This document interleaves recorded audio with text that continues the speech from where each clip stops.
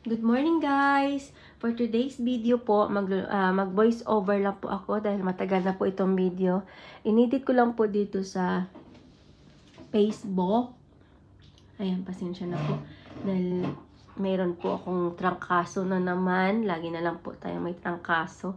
Ayan, for today's, ito po yung time na umuulan dito sa United Arab Emirates. Ayan.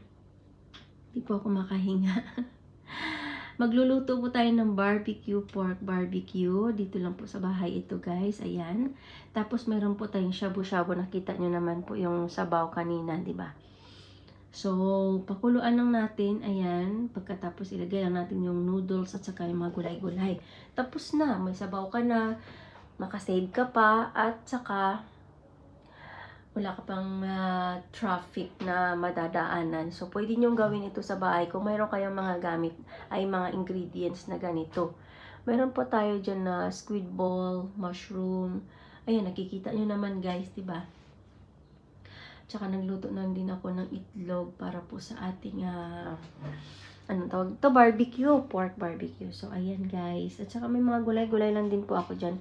Hindi ko na na-videohan kasi hindi naman sana ito i-upload eh.